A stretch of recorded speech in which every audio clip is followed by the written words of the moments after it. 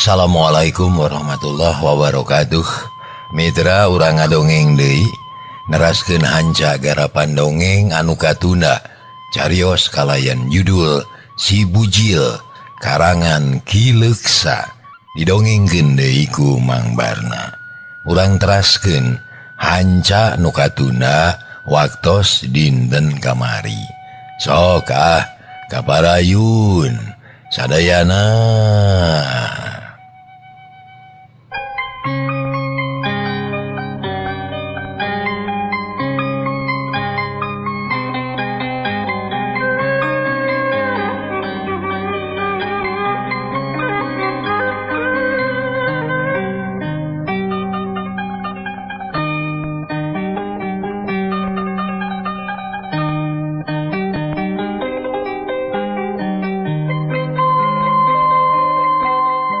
Mitra kaum dangu hanca anu katuna deh. Lila sandi teu ngomong. Geus kitu kawas anu edan jung nangtung leungeun dipapareket dikepeulkeun. Untu kakerot panon bolotot. Bangsat edan teh nipu malulu kaya kieu mah. Hanas dipercaya. Cukup. Najong padaringan bro peupeus da puguh tina taneuh. Kang Sani, kunaon ieu teh ngaruksak padaringan. Lain salah padaringan tapi salah akang. Nah percaya kanu kitu patut ti kamari ge kuring mah teu percaya henteu. Ta ina kieu buktina. Ceuk pamajikanana rada muncereng.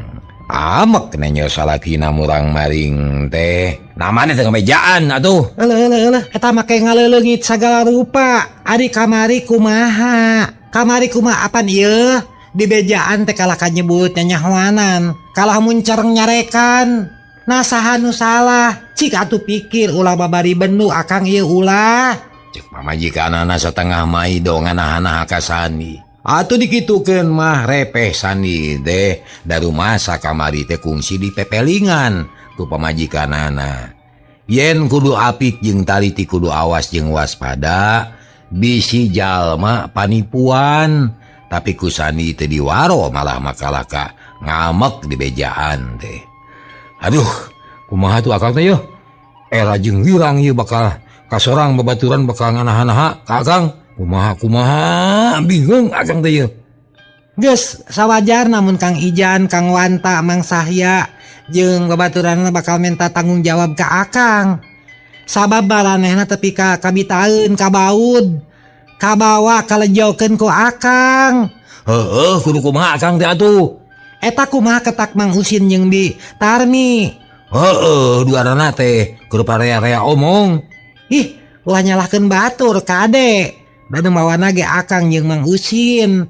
Jeung deui moal salah deui. Kabeh ge duit teh ditipu, dibawa kabur ku si setan. Kabeh katipu. Cek pamajikan Sani tanes naker satengahmu puas. Sani ngahuleng ku manehna kacipta deui paingan. Mang Usin jeung Bitarmi keur silih baeudan da meureun teu beda jeung manehna ayeuna. Sedengkeun boga dosana mah teuing geus ka mana sabab balikna henteu amitan. Ka mana nu ngaku utusan wali teh Kang? Di mana ayeuna? Nu mata geus eueuh. Balikna gitu bebeja. Tuh, pan beki sidik beki yakin jelas. Bangsat eta mah tukang tipu malulu. Ieu mah lain salah batur, lain salah tukang tipu. Tapi salah akang belegug bodoh holo-holo terdek dari masaran ti pamajikan. Beges. Ceuli aing panas yeuh. Bumasa kami teh salah. Kurang hati-hati. Aing mah aya wae. Nah aing dibet bolo-bolo teuing. Aduh. Sani amak-amakan terus ngajengutan buuk gejelig. Di jero goah terus pindah ka tengah imah. Ulang ngahulang miraga menang bet kacipta. Sakedeung deui walasan jelema bakal datang ka manehna nagih janji menta tanggung jawab. Sabab lolobana kabitaeun teh sabada ngadenge pangoloan manehna. Dibibita diiming-iming nu akhirna loba anu katarik jeung kataji. Ingat kadinya cerit sani ngajerit terus nangkep sirah kawas anu teu hideng. Atuh nenyok kajadian gitu mah pamajikanana reuwas. Bisi salakina kamalinaan. Juru turun kaburuan leos ini trek bebeja ka bapana. Cul weh sani mah di imah sorangan. Pamajikanana lumpat muru ka bapana rek lapor bisi kumaha onam. Gancang na carita mitoha sani geus datang, malah aya nu nuturkeun da laporanana keur ngariung. Bus ka imah sani kasampak teh sani keur mulang maring, keur amek-amekan sagala ditajong disepak. Sani, cek mitohana bari ngajanteng di lawang. Nu sejen di buruan kene tapi siaga pikeun milu ngabantu ka si Abah. Nyeta bisi aya mau ngamuk gajah mata bisi kamalinaan pokokna mah lain kunaon-naon. Ari sandi ngadenge sora mitohana teh reuwas ret ngareret anabreh di lawang aya anu ngajandeng di buruan rajeg aya kana 5 anana ditambah ku pamajikanana. Sandi sieuneun terus ngahormat. Abah, wilujeng sumping aya pikir sanaon Abah? Diuk Sani diuk, cek Abah bari nunjuk kana palupu. Sani ngagugugek diuk terus ngeluk tunggul.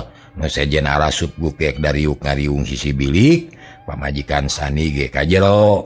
Sani, sing sabar, sing tenang. Ulah kabawa ku sakaba-kaba. Da ayeuna istighfar kadinya. Cek si Abah ayem naker. Nu sejen mah teu milu ngomongan malohok we ningali paroman Sani anu jiga kurang saeunan. Astagfirullahaladzim. Sakali deui kayaknya. Astagfirullahaladzim.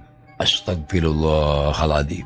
Sani nurut tepi ka 7 kali dititah istighfar ku mitohana. Tetela mati gede gunana. Sandi sadar kana kanyataan anu keur tumiba ka dirina. Amarah leungit timbul ka sedih jeung rasa kaduhung atuh beuki ngeluk we teu loba omong. Sandi, naon nu geus kajadian?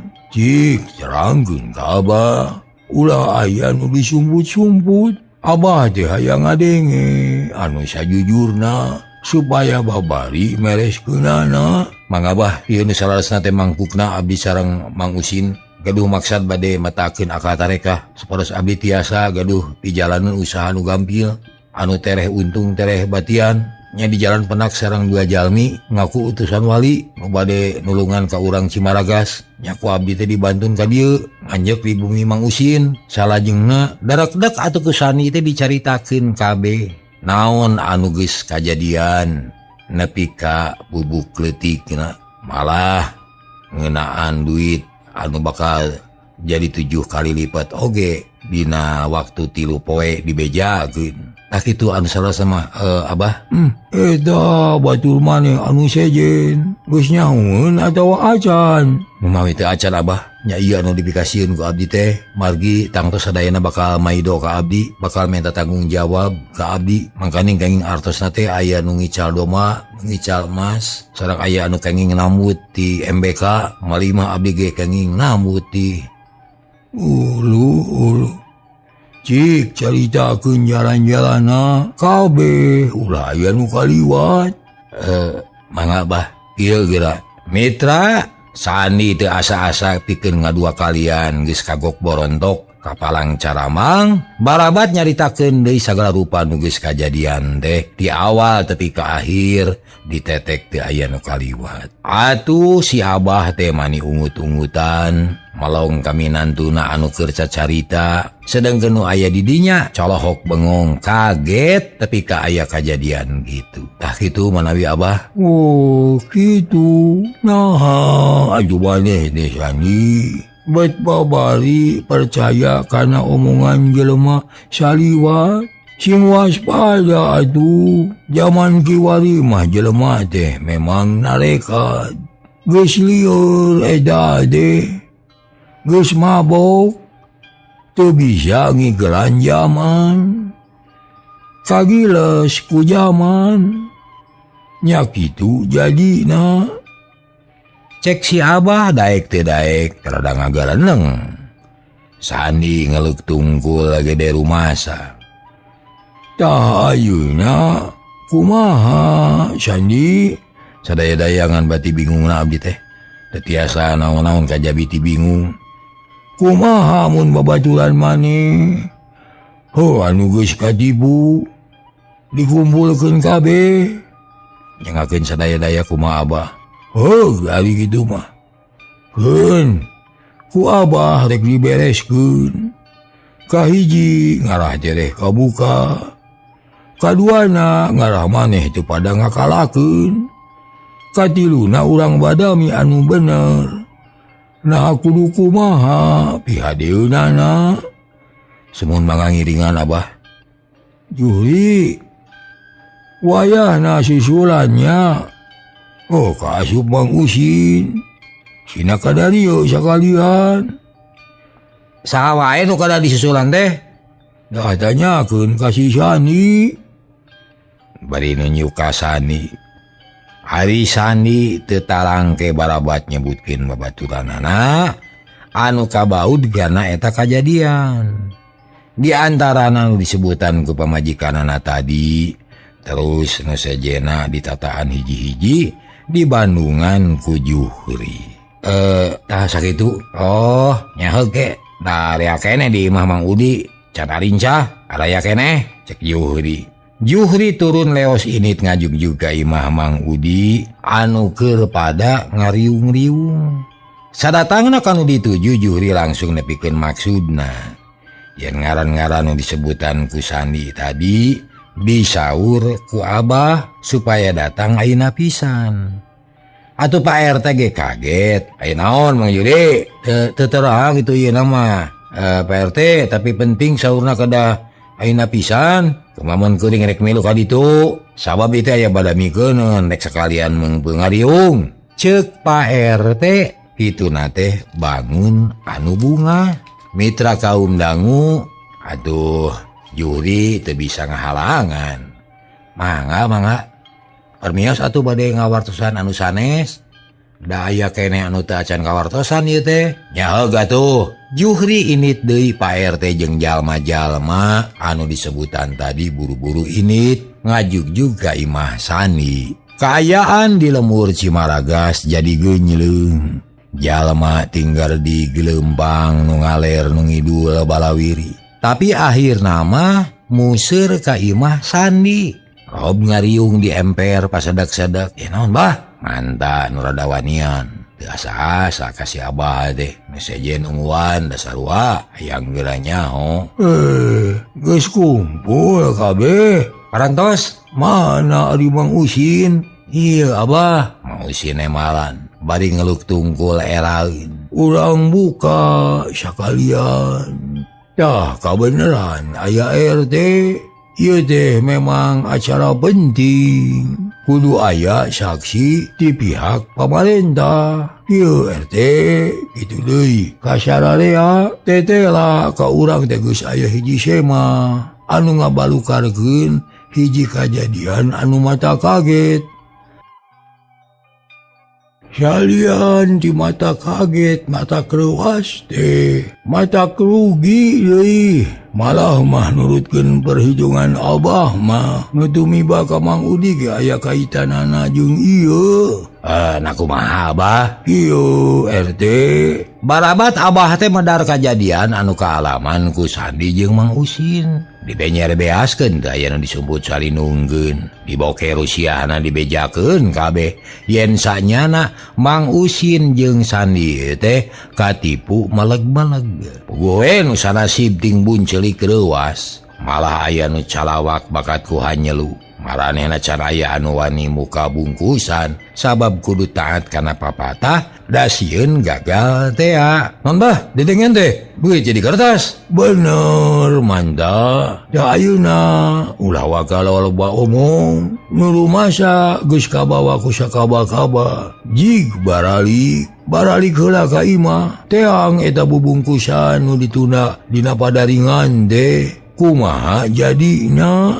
Mitra kaum dangu Daeta mah teu sirikna jelung-jeleng laluncat bakat ku hayang buru-buru bukti lalumpatan ka imahna masing-masing bari jeung Ratu Jajandung loba ka hariwang. Ari nu teu boga urusan mah ngariung we di imah Sandi. Ngadaguan beja ti 12 jalma anu kagusur ku Mang Usin jeung Sandi teh. Si Abah ngagelenut mepelingan supaya keur kahareup mah leuwih hati-hati jeung waspada. Heuleut sawatara waktu geus jol-jol deui aya nu datang. Malah mah aya nu dibarengan ku pamajikanana. Bungkusan dibawa wur-wur diawurkeun. Diburuan aya nu dibalangkeun ka hareupeun Mang Usin. Cen, geuleuh sia kumaneh? Duit dewek 200.000 jadi kertas. Mana sia bukti omongan si lain? Hipu sia goblok sia. Ngalajokeun ka aing sia. Kitu pokna bari nulak cangkeng diburuan. Mang Usin teu ngomong, bitarmi ngadeg-deg sieun. Hauk nu sejen sarua ngabudalkeun ka geuheulna. Tapi aya oge anu sadar yen eta kajadian teh henteu sagemlengna kasalahan di Mang Usin. Maranehna ge milu salah. Bongan kabawa ku sakaba-kaba da buktina anu panger iman boga pamadegan mah teu kababawa. Aya oge anu ngan ukur cari nakdak, aya anu diuk bari baeud teu lemek teu nyarek. Ku si Abah diantep heula kabeh ge sina ngabudalkeun heula eusi hatena. Ngan dijaga mun aya nu kumawani nandasa ka Sandi atawa Mang Usin, si Abah anu tanggung jawabna. Lumayan kaayaan rada harengheng, loba pikasieun, tapi berkah akhirna mah bisa direrepe.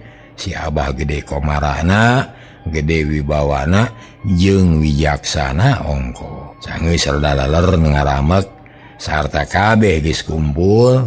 Barudak dengekeun Abah rek ngomong. Sacara lahiriah mah nu gede kasalahan deh Mang Usin jeung minantu Abah si Sandi. Tapi lamun dilenyepan mah asana kabeh ge milu salah. Nah atuh bet kurang pamilih. Maksud Abah mah dikamanakeun akal sehat urang teh. Nah bet beunang kabobodo ku cara kitu. Baheula ge zaman jelema sarakti kene eueuh anu kitu. Komo ayeuna zaman teh geus kieu mustahil aya nu bisa nikelkeun duit ku cara model kitu. Mitra, eueuh anu nemalan dikitukeun teh. Da heueuh kaharti ku sararea oge ayeuna mah. Pak RT ungut-ungutan, nu sejen eueuh nu ngomong. Da ayeuna geus kieu jadina. Kade ulah murang maring teu puguh urus. Kudu mawas diri, kudu bisa maca lalampahan sorangan. Tarima naon-naon nu geus kajadian. Ulah nyalahkeun batur, cikumaha dari kitu. Kaharti ada wande. Cek ngariung mani barang kahartos. Tau bisi aya nu panasaran. Sok ayeuna nyarita. Si Abah nangtang bisi aya anu genah panasaran. Hayang nagih ka Sandi atawa ka Mang Usin. Tapi jempe eueuh anu wani. Mun eueuh naon-naon, teh ayeuna urang putuskeun. Nurutkeun pirasat Abah mah anu digogog ku si Kalong teh nyaeta 2 jalma nu dianggap sakti kumarane kabur tengah peuting. Da geus ngantongan duit. Nah nya Bah. Sabab nurutkeun laporan Mang Usin. Basa tadi isuk-isuk sama teh geus eueuh di kamarna. Ngandung harti balikna teh teu amitan kabur. Mawa duit menang mupul ti marane. Tah kitu. Kurang ajar euy. Goblok deh. Cek sababaraha urang bangun amat. Kumaha atuh carana bahaya eta wawalak teh kudu beunang ieu. Cek RT. Kieu we ayeuna mah urang lapor kanu wajib. Sabab ari ku urang mah moal katanagaan, moal kailmuan. Jadi kudu dipasrahkeun kanu wajib. Di dieu RT kudu milu ngungkulan. ngabantu ngalaporkeun ka pihak anu wajib, ka desa, terus ka polisi. Cek si Abah tanda senaker. Atuh cek sararea satuju cenah. Mangga, pasti dilaporkeun kayak kieu mah ieu. Cek RT. Atuh satuluy nama kabeh babadamian sarta sararea satuju yen rek lapor kanu wajib. Nya geus digitukeun mah Mang Usin jeung Sandi salamet teu kungsi meunang panegor ti babaturanana da geus dihalangan ku si Abah. Harita keneh langsung lapor ka desa. Ku desa ditampak kalayan daria teu diisukeun langsung lapor ka pihak kapolisian. Sagala rupa keterangan dibekal bukti dibawa diantarana senal jeung kertas koran teh. Lapor ka polisi teh Mang Usin, Sandi, Abah jeung Pak RT dijejeran ku ti pamarentahan desa. Puguh kuat laporan salengkep-lengkepna. Polisi nanya gemet nakar mani imut sagala ditanyakeun.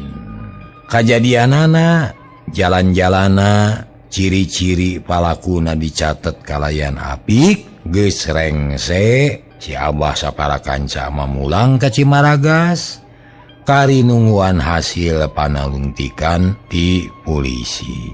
Cag urang duna heula. Ayeuna urang malikan deui kaayaan si Bujil jeung Nyi Oneh. Harita teh geus burit duanana geus nyaring. Maineung nu jadi kolotna can nyahoeun. Yen anakna geus datang disangkana mah keur nyaba keneh. Panon poe geus tunggang gunung manuk recet di sarada patemalan jeung baturna. Angin leutik ngahiliwir nebakan adang daunan haroyag bating arulang. Dina kaayaan gitu si Bujil jeung Nyi Oneh dariuk ditepas. Nyang hareupan cikopi haneut lalawuhna goreng ulen. Nyi Oneh ngarasa bungah jeung bagja. Pangaruh duit nu geus kacangking.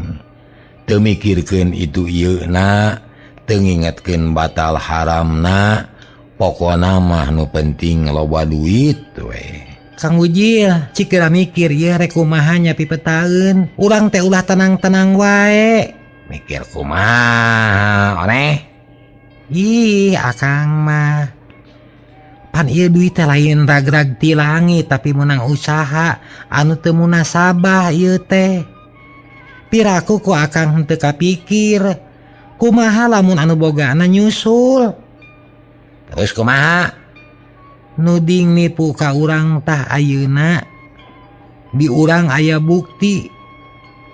Aya duit rek bisa ngangles kumaha lamun kapanggih buktina. Oh, kaharti. Jadi orang teh kudu bisa nyumputkeun duit supaya aman di mana aya pamariksaan gitu nya. Deuh, lieur euy. Cek si Bujil. Ongkoh lieur tapi nyebut ngarti ayeuna mah. Nya kitu. Cik. Rek di mana ieu neuneun duit teh? Da bisi kapanggih manten. Aya buktina di urang. Lah nah susah-susah teuing. Bungkus we ku lamak bodas tuh diasupkeun kana lodong. Da moal aya nu nyangka tuh. Ngan lodongna kudu milih anu geus hideung. Nu kotor pinu kurang asu tak kitu we. Aneh. Nya ulah diengke-engke atuh bisi datang manten anu nyusul. Nah sieun-sieun teuing. Da moal aya nu nyahoeun. Eueuh nu wawuheun tenang we. Tenang kumaha? Bet gagabah hirup teh. Nu ditipu ku urang teh lobaan. Sasat salemur kumaha lamun datang kabeh ka dieu. Kumaha mun lapor ka polisi. Cek Nyi Oneh bari pepeta manehna mah loba kahariwang. Jeung geus beda rasa ongkoh teu teteg gawas anu geus-geus. Nya kumaha tuh? Nu matak buru-buru ayeuna usahakeun sumputkeun duitna. Ngara bisa ngangles jeung moal aya buktina. Ya patuh kadiekeun duitna. Urang lodongan. Mitra kaum dangu geus kitu mah Nyi One ngojengkang ka kamar ari si bujil muru ka pawon milih lodong anu geus hideung balas kapuput. Biasana sok dipake nunda bibinihan, ayeuna mah rek dipake nunda duit. Eta dua jalma teh mimiti ngarasa melang jeung hariwang bisi kaboke rusiahna. Nya ayeuna sabisa-bisa nyumputkeun barang bukti bisi aya anu maluruh. Duit dibilang deui geus kitu disesakeun keur kaperluan sapopoe ukur puluhan ribu. Nu lobana mah det kana lodong terus dicocokan ku kararas ku lamak anu geus beyetuk sok dituna diparaseun ngarah aman. Hahaha sanu rek nyangka aya duit aman lin deuh genah. Teteg ayeuna mah kuring oge. Tak isukan akang mah rek liar, rek neangan usaha sejen anu wajar, anu teu kudu nipu, rek dagang ngarah batur teu curiga. Nyapek rek kitu rek ieu oge asal bisa mawa diri atuh akang. Mitra kaum dangu duanana pindah deui ka tepas, nuluykeun ngarinum cikopi beuki teteg jeung tenang ayeuna mah. Boga rasa yen geus aman. Keur kitu jebul aya nu datang. Sema nu sanyana mah patugas ti kapolisian.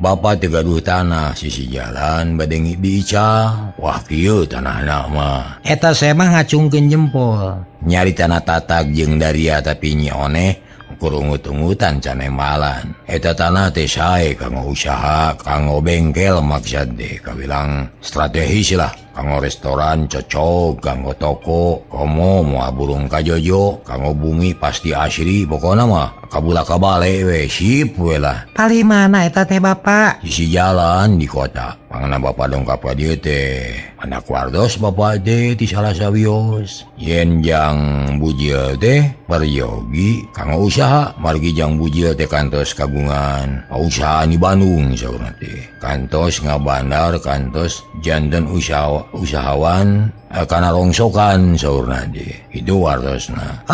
Da leres bapak leres kantenan we butuh mah abdi teh margi hoyong usaha deui nanging kumaha perkawis pangaos. Mirah bisa nyai. Da nya eta bapak teh kabareg ku hutang. Tadi nama lebar rek ngajual tanah teh nanging kumaha dunya. Daya di jalan iwati ngajual tanah.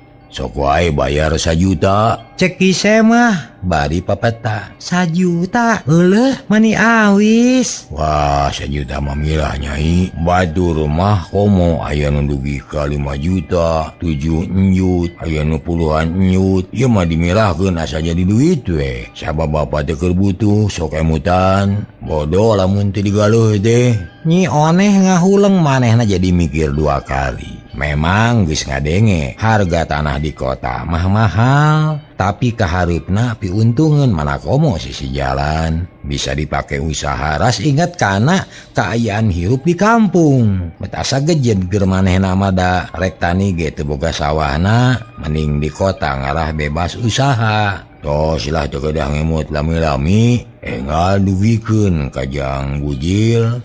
Ajak we ka Sumedang ayeuna kene. Tinggalian heula tanahna moal teu kabita geura. Saha bapak teh jenengan di mana bumi? Sumuhun di Sumedang. Bapak mah cak ka terminal. Caroskeun we bahwa nadi moal aya nu bireuk. Atuh upami kitu mah nyuhunkeun tempo dugi ka enjing. Abdi bade badanten heula sareng pun lanceuk. Tak kitu sae aduh, tapi asalna mah teu kedah angkat ka Sumedang. Serius Bapak aduh bade ka dieu deui aditos kantenan gitu mah. Cek ise mah jiga nyaan butuh duitna teh. Itu sae atuh mangga diantos. Cek Nyi Oneh bari marah mai bunga. Daina mah bade pemios we, gambil enjing, bade ka dieu deui nanging enggal badantenkeun sareng Jang Bujil we. Da ku rarausan mah Jang Bujil ge bakal kabitaeun. Sumuhun mangga Bapak mangga. Insyaallah ke diwartoskeun kapun lanceuk. Mitra kaum dangu atuh geus kitu mah eta tilu semah teh ngajak kasalaman. Gap ku Nyi Oneh di tampanan. Geus kitu terus amitan laleumpang kalayan tenang ninggalkeun Nyi Oneh anu ngajanteng di lawang. Malah mah melong we tepi ka ngilesna dina pengkolan. Sanggeus kisah mah mulang Nyi Oneh diuk deui bari suraseuri. Hatena ngarasa bunga sarta ujug-ujug bruh breh sawangan ka mangsa nu bakal datang. Mun aing boga imah di kota moal teu gining moal teu gayakeun geus kabeuli tanahna mah lila-lila ge bisa nyieun imah. Mun Kang Bujil satujueun isukan gerek dibayar ku aing mah naon hesena da duit mah geus sayagi nyaah mending rek dibadamikeun jeung Kang Bujil tang tu bakal satujueun sabab moal betaheun cicing di kampung mah nyaeta hese usaha. Kitu lamunan Nyi Oneh mangsa harita geus kapangaruhan ku semah mika hayang ka eta tanah. Lantaran geus heubeul hayang bisa hirup di kota, hayang nurutan kawas batur. Gancangna carita, pasosore kirawan Citunggang gunung, si Bujil datang, tapi lengoh teu meunang naon-naon. Estu kepat kawas rongeng, teu mawa bungkus kosong-kosong acan. Ari Nyi Oneh geus rapih meunang dangdan, nu biasa natara midang ya ayeuna mah make diwedak sagala. Kasalakina mapag kalawan somea, surasiri matak betah matak reus. Sanggeus reureuh geus kacai bebersih, duanana dariuk ditepas. Kumaha hasilna Kang? Di mana bae usaha teh? Can hasil Oneh, aya keneh halangan keun isukan mah tang tu beres. Da tadi geus badami jeung urang Citepus, rek dagang baso akang teh. Nyakeun bae lah da. Teu kabereg ieu tapi kuring aya picaritaeun Kang. Ieu teh penting pisan. Aya naon? Aya nu nawarkeun tanah di Sumedang, heug sisi jalan, sarta hargana murah deui. Nu bogana tadi ka dieu nawarkeun ka urang da geus hafaleun ka akang teh. Saha jeung deui? Sabaraha hargana? Ngakuna mah bahwa Nadi deket terminal cenah tos teu direuk deui. Ari hargana teh hayang 1 juta. Bahwa Nadi. Teu wawuh akang mah. Terus kumaha? Barabat Nyi Oneh teh nyaritakeun naon-naon nu geus dibadamikeun jeung kisah mah teh. Atuh ngahulang si Bujil teh da keukeuh teu wawuh. Kanu ngaran Bahwa Nadi teh. Teuing saha teuing wawuh di mana? Tah kitu akang, isukan rek ka dieu deui. Eta maneh bogoh ka tanah di kota. Nya puguh Gusti lah yang pinah ka kota teh. Piraku ku akang teu karasa. Pancicing di dieu mah teu bisa hoja. Hese usaha. Tak ayeuna aya anu nawaran tanah. Naon hesena lamun dibeuli? Meungpeung murah akang ieu. Si Bujil ngahulang manehna mikir dalila. Memang ari saran di pamajikanana mah kaharti. Da nya ku manehna ge karasa. Cicing di lemur teh hese usaha, tapi si Bujil rada heran saha nu wawuh ka manehna. Jauh-jauh ti Sumedang make nyaho ka manehna. Rada curiga hatena mangan teu dikedalkeun. Kumaha akang? Asa can cocok jeung lelemutan ieu. Nya direk di pikiran mah teu naon-naon. Anu lah rusuhnya tujuan kudu ditempo heula barangna. Di mana tempatna sakumaha legana jeung tanya heula susuratanana. Itu kahayang akang mah. Tapi akang satuju nya mun meuli tanah di kota. Nya satuju teu naon-naon. Tapi ulah gagabah lah. Itu ulah gagabah. Nya syukur atuh ari kitu mah heug urang paheutkeun heula. Nya kitu we ngan kade sing apik. Pokna si Bujil. Atuh satuluyna mah eta 2 jalma teh ngobrol ngaler ngidul, sagala dicaritakeun. Sanyana hate si Bujil mah geus rada hariwang loba kasieun. Bisi aya nu maluruh ka manehna tina soal panipuan teh, tapi teu dikedalkeun ka Nyi Oneh mah. Repeuting si Bujil jeung Nyi Oneh senang-senang paduaan teu aya nu ngaharu ganggu. Kacaturkeun isukna pangun poe geus moncorong di tebeh wetan, manuk recet disarada mapag sang surya nu keur meujeuhna bengras. Dina kaayaan kitu urang lembur karang hideung geus laliar ka tempat gawena masing-masing. Si Bujil keur ngomean carangka di pawon sedangkeun Nyi Oneh keur sasapu di buruan. Keur kitu jebul aya di Sema, mana horeng nu kamari teh ya. Nyi Oneh apaleun ka nu kamari deh. Da dina pakeanana teh teu robah. Anger papakeanana teh nu kamari. Geuning Bapak, haturan. Cek Nyi Oneh bari rengku hormat ngabageakeun ka Sema. Moh Nyai, pan geus janji kamari yen we ka dieu deui. Mangga atuh kalebet. Mangga. Cek Sema kalacat ungah katepas gek dari dina palupuh. Tapi ngan duaan ayeuna mah nu datang teh nu make duduk kuilakan mah anu eueuh teh. Nyi Oneh buru-buru madep ka Sema, can bebeja ka si Bujil mah da keur di pawon. Geuning teu sadayana. Saurang deui mah dengiring aya wagelan. Di bujeng enggalna we Nyai kumaha babadantenan teh. Nah tos pahit eta nepi teu acan. Upami tos kantenan bade mah hayu urang ka kota ayeuna. Urang buktoskeun bilih palai ningali heula barangna. Perkawis tanah teh ya Bapak. Sumuhun berkawis tanah kumaha tah? Berkah Bapak pun lanceuk ge nya tujuan. Kantenan palai pisan gaduh tempat di kota teh, nanging hoyong ningalian heula barangna sareng hoyong terang heula serat-seratna kitu saurna. Mangga. Di suratan kumplit tanahna tiasa ditinggalian nanging upami bade mah sakantenan we nyala kartosna margi bapa teh nyata peryogi pisan ieu. Dijamin mirah Nyai. Mangga atuh ke antosan sakedap. Mangga Nyai, mangga. Nyi Oneh ngojengkang heula ka jero kebat ka pawon, nepungan si Bujil anu keur ngomean carangka. Gok tepung terus ting harewos padami, malah saanyana mah si Bujil geges ngadengeun kana omongan Sema teh. Kalanan Oneh, akang hayang nanya heula kana beungeut ieu. Tapi moal nepungan rek ditoong ge nya. His, teu sopan atuh Kang. Lah da moal nyaeun. Si Bujil teu ngagugu tuluy ngatayep ka tengah imah, terus noong tina bilik hayang sidik ka Sema nu aya di tepas. Anabreh rada ngarenyag si Bujil teh ari sabab manehna mineng manggihan eta Sema mun ka kota. Sajongjongan masih Bujil teh ngahuleng miraga meneng.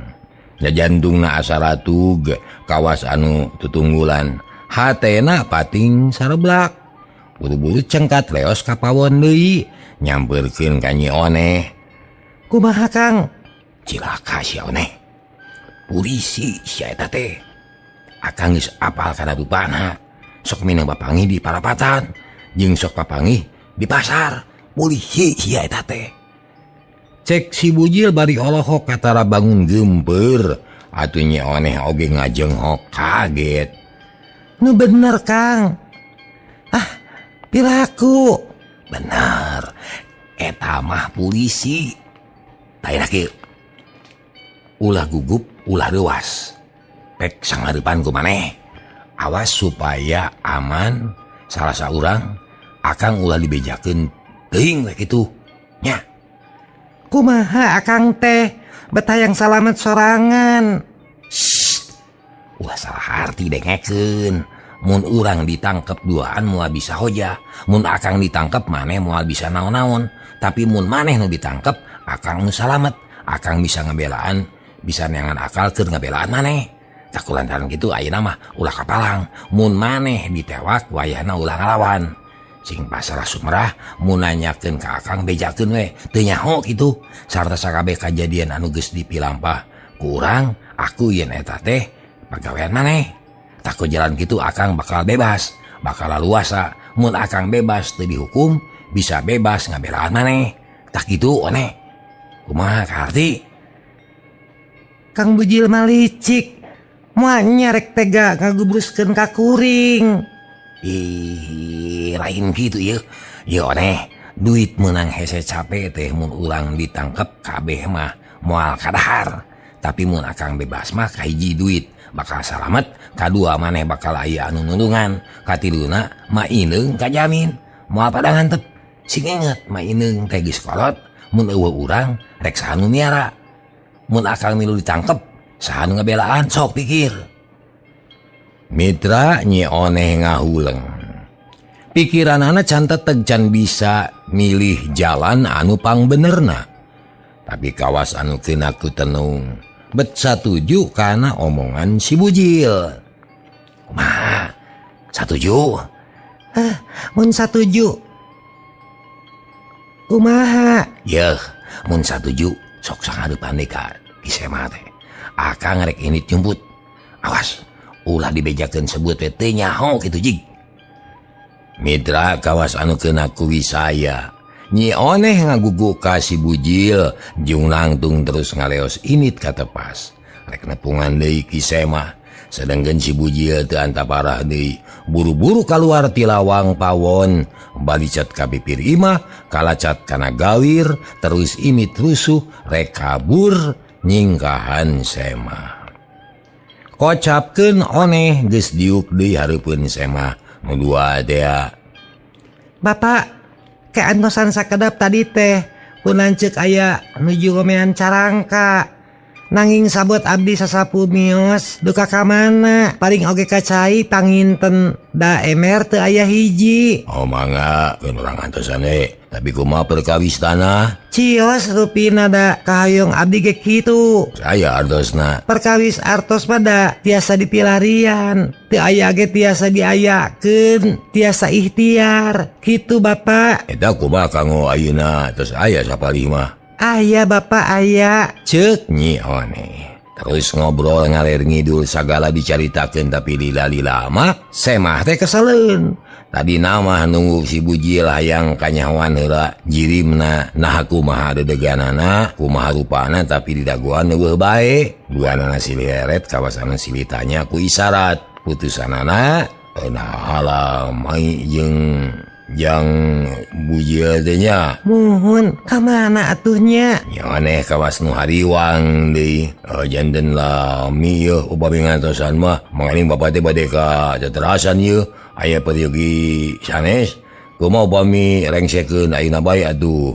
Artos canak keun suwali calgaleuh mah cios. Nuhun, teu cios sabios. Asal artos tos aya gi. Da pun lanceuk nu nyimpen abdi mah teu terang. Semah nu dua bekitu sabar teu kanyahoan, nu saurang ngabijilkeun hiji alat, terus ngomong sorangan, tina alat nu dicekelna, kadenge aya nu nemalan. Nyi Oneh olohok teu ngartieun. Da basana teu kaharti, dari latorjo lair datang lalaki duaan, gining saurang, basajan saurang. Bus ti duanana katepas mana horeng geus disiapkeun ti tadi keneh. Sabab pihak nu wajib geus hantem nalungtik pikeun maluruh si bujil jeung Nyi Oneh. Alah geuning. Nyi Oneh ngajenghok kaget. Panonna olahok nenyo hiji jalma nu digiringkeun ku Semah nu saurang deui. Hahaha. Mang Usin, cik sidikeun tah nah bener awewe nu nipu ka urang Cimargas teh yeuh. Cik Semah teh nunjuk ka Nyi Oneh anu keur colohok bengong. Mana horeng nu dibawa teh Mang Usin. Raras pisan Pak, da ieu walak nu ngaku-ngaku utusan wali teh. Geuning di dieu imahna ngurus tunyung sia. Cek Mang Usin kakarot bakat ku amek panonna molotot. Nyi Oneh teu bisa hoja rek ngangles hese sabab jeung Mang Usin mah geus teu asa-asa deui. Da kungsi di kaulaan menang 2 poe 2 peuting. Moal nyalahan Mang Usin? Moal Pak, moal. Sok we cangkalak. Geura mangga temongkeun tah. Karerencangan sadayana oge moal kasamaran. Tah ieu wawalak nu nipu ka abdi teh. Cek Mang Usin deui. Nu tiluan ungut-ungutan kabeh neuteub ka Nyi Oneh anu ngahuleng bali jeung gember beungitna sepapanona ceuleuyeuk. Sangaran anjeun teh sanyana? Abdi pun oneh. Ayeuna anjeun kapaksa ditangkap. Ieu surat parentah ti atasan sabab anjeun geus ngalakukeun panipuan ka warga desa Cimaragas. Bukti geus cukup, saksi geus cukup, sarta cukup alasan pikeun nangkep anjeun. Tapi memeh dibawa ke kantor polisi. Coba sebutkeun di mana salaki anjeun anu ngaran Bujil. Cek semah nu sanyana mah patugas ti kapolisian. Duka teterang datos lami teu aya di dieu. Ari tadi nyebutkeun aya. Nya saha? Eta mah kabogoh abdi anu sok maturan di dieu kenging disebatkeun selingkuhan. Ari ki salagi anjeun?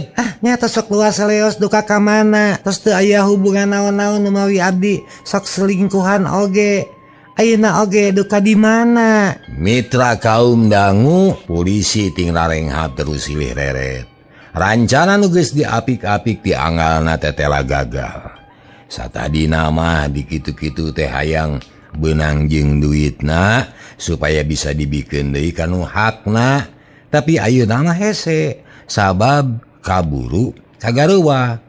Polisi nu tiluan badami putusanana Nyi Oneh ditangkep sarta kudu buru-buru lapor ka pamarentah satempat.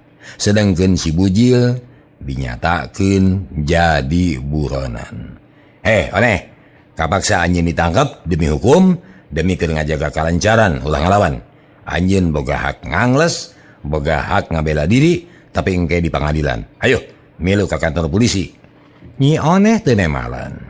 Masa leungeunna di bangkol, ukur ngeluk tungkul bari cari nakdak. Karasa sedihna, karasa kaduhungna, met kumawani ngajalankeun usaha kitu. Tobat aturan deui. Geus puguh kitu mah Nyi Oneh teh dibawa ku polisi pikeun dipariksa anu leuwih gemet. Di jalan kapagat ku Maineung puguh Maineung teh mani ngajenghok. Colohok teu ngiceup-ngiceup teu bisa naon-naon. RT jeung sesepuh lemur Karanghideung teu bisa ngabelaan sabab sanyana geus dikontak ti kamari keneh. Atuh najan kadulur ge teu bisa nulungan. Kapaksa sarerea ngarelakeun Nyi Oneh dibawa kunu wajib. Mitra kaum dangu, carios anu judulna si Bujil parantos tamat. Sakali deui carios anu judulna si Bujil tamat dugi ka dinten ayeuna. Hapunten samuday kalepatan timang barang lumang dongengkeunana. Nuhun kana perhatosanana. Sakitu heula mitra. Insyaallah enjing mah urang guar carita anu benten deui. Mudah-mudahan tiasa ngahibur mitra dangu sadaya. Hapunten samuday kalepatan tina sanes kantena tina nenglongna tuh nya. Tas dugi ka nenglong mah peun we. Billahi taufiq wal hidayah. Wassalamualaikum warahmatullahi wabarakatuh. Cag.